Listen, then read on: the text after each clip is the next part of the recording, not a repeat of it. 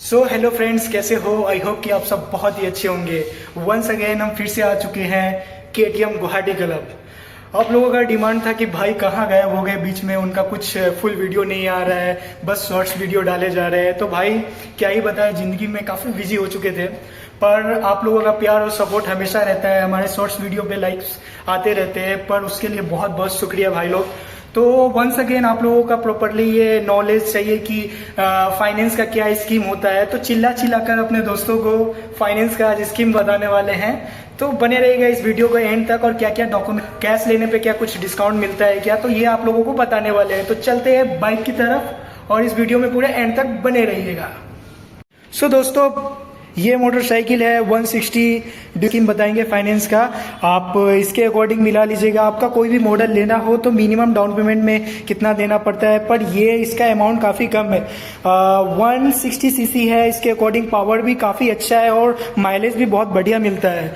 तो इसमें आपका मिनिमम डाउन पेमेंट कितना देना पड़ेगा, क्या कैसे है, वो आप लोगों को बताएंगे। और गुवाहाटी केटीएम क्लब में इसका ऑन रोड प्राइस कितना है गुवाहाटी में। सब स्टेट का थोड़ा बहुत चेंजेस आता है, वो इंश्योरेंस में और आपका आरटीयू में थोड़ा बहुत डिफरेंट अमाउंट आता है। सब स्टेट का अलग अलग आता है, पर यहाँ पे आप लोगों का अमाउंट आ रहा है इसका ऑन रोड, जो ऑन रोड बताने वाले हैं। इसका ऑन रोड है आपका 2,05,046 रुपीज़, जो इसका ऑन रोड प्राइस है। और आप लोग इसका स्कीम मतलब फाइनेंस में कितना डाउन पेमेंट में देने से ये आप परचेज कर सकते हैं।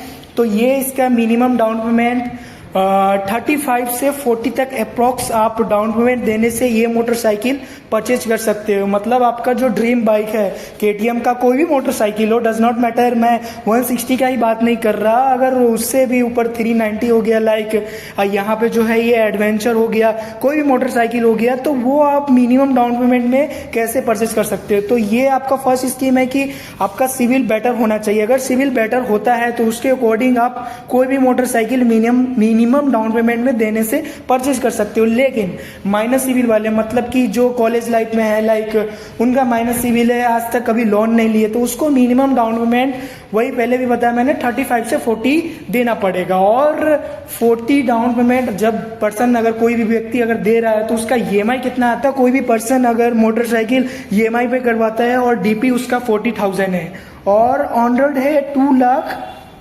2,05,046 रुपीज़, तो उसका आपका ईएमआई जो बनता है ना, वो आपका 36 मंथ के लिए 5,899 रुपीज़ मिलेगा, जो ईएमआई है 36 मंथ के लिए। फिर से मैं बोल रहा हूँ, जो पर्सन, अगर ये गाड़ी का दाम है आपका 2,05,406 रुपीज़, ठीक है, इसका आपका डीपी जो दे रहे हैं ना, इसका आप 40,000 दे रहे हैं, तो इसका ईएमआई जो है मोटरसाइकिल का बनता है, ईएमआई पर ईएमआई जो मंथली होता है 36 मंथ के लिए 5,899। और बात करते हैं फोर्थ ईयर की, मतलब 48 मंथ का कितना आएगा, तो डीपी सेम ही है आपका 40,000 डीपी, लाइक आपका डाउन पेमेंट शॉर्ट में बोलते हैं डीपी, तो उसका आपका ईएमआई आएगा 4,724 रुपीज़। ये जो दोनों मैंने ईएमआई बताया वो अप्रॉक्स है, वो लॉगिन होने के बाद में प्रॉपरली आपका एक एग्जैक्ट अमाउंट आता है। तो ये रही ईएमआई का बात। और जो कैश में लेते हैं मोटरसाइकिल, कैश में मतलब आते हैं डीलर में और कैश में प्रॉपरली देते हैं, तो उसका क्या कुछ डिस्काउंट मिलता है। तो भाई ऐसा कुछ खास नहीं, मतलब कैश में लो या फाइनेंस में लो, आपको ये जो फाइनेंस करते हैं तो फाइनेंस कंपनी प्रॉपरली डीलर को वो अमाउंट दे देता है। तो डीलर को डज नॉट मैटर कि बेनिफिट हो कैश में लेने पे या फाइनेंस में लेने से। आप कैश लो फाइनेंस ले, दोनों में सेम ही अमाउंट मिलेगा। अगर कुछ डिस्काउंट रहता है डीलर का, तो वो आप फाइनेंस में भी वो डिस्काउंट मिलेगा और कैश में मिलेगा। तो ये फर्क नहीं पड़ता है कि आप कैश ले रहे हो क्या क्या। और डॉक्यूमेंट क्या क्या मिलता है, जैसे कि यहाँ से आप डीलर से मोटरसाइकिल जो ले रहे हैं, परचेज कर रहे हैं, तो उसमें आपका डॉक्यूमेंट फाइनेंस में लेने पे या कैश में लेने पे आपका इंश्योरेंस मिलेगा, जो 5 ईयर्स का होता है। 5 ईयर्स का इंश्योरेंस होता है, वो होता है फर्स्ट ईयर का जो रेन्यू नहीं करवाना पड़ता है, जब बाकी जो 4th ईयर का होता है वो थर्ड पार्टी होता है, वो आपको रेन्यू करवाना पड़ता है। तो उसके अकॉर्डिंग आप इंश्योरेंस का, क्योंकि रेन्यू करवाने से आपका इंश्योरेंस का जो वैलिडिटी वो एक्सपायर नहीं होता है और आपका इंश्योरेंस इन फ्यूचर आपका क्लेम हो सकता है।